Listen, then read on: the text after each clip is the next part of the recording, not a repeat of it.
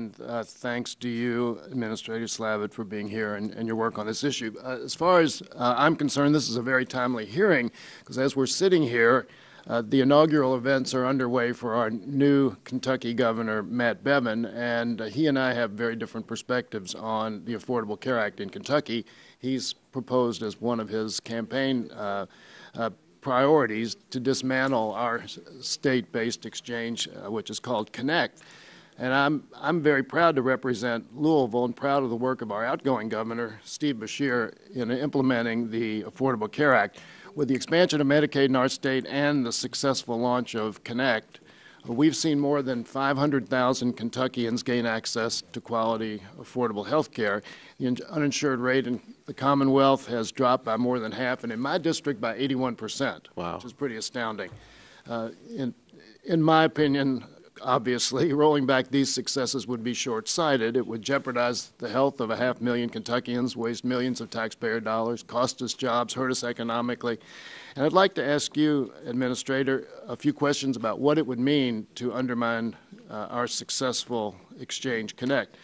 I believe I'm correct in about $280 million was spent in setting up Kentucky's exchange. Is that correct? The ballpark. Pretty substantial investment. And is it true that if we were to dismantle Kynect and move into the federal exchange, that Kentucky taxpayers would have to pay about $23 million? I've seen secondhand a similar number, but it's true that there would be some expense to the state. Yeah.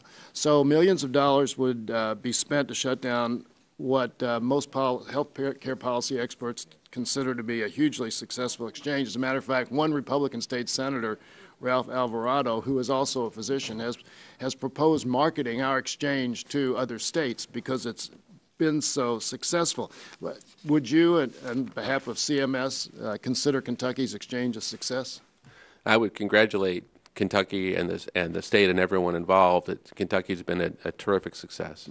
Now, segueing on Congressman Mullen's questioning, we know now that the federal exchange would be a 3% roughly charge, which would be passed down to consumers. In Kentucky, it's 1%. That's what insurance companies pay in Kentucky. So clearly, if we move to the federal exchange, consumers would have to pay more for their policies, all apples and apples. Is that correct? I think that's correct. And would it be reasonable to assume that, that they would be passed on? I think that's reasonable. Those costs. So shutting down Kynect will either raise health insurance premiums or drive insurers out of the market, cost taxpayers more than $20 million, eliminating hundreds of jobs and harming the Kentucky economy.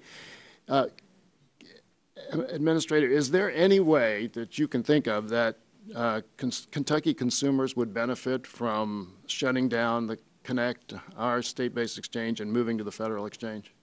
Well, of course, by law, these are state decisions, and we're willing to cooperate and support the state in any way we can. But it feels like Kentucky's done such a great job, and it's been so successful that it feels like it's going to be a good course for consumers to stay where we are. But knowing what you know about it, is there any way in which consumers would benefit from that kind of switch? Not that I'm aware. Thank you for that. Just before I close, one of the things that I think is important to recognize is that while some premiums have still gone up, while we still have issues with deductibles, and I'm very glad that you gave that explanation in the last session about the reality of deductibles, that what we really need to focus on is figuring out how to deal with the high costs of health care. And we've seen incident after incident of pharmaceutical costs skyrocketing by several 100% or even 1,000%. And that's really something that Congress has not done a very good job of addressing. Would you say that's accurate? I know CMS tries to address much of that, but isn't that still the biggest problem we face in health care?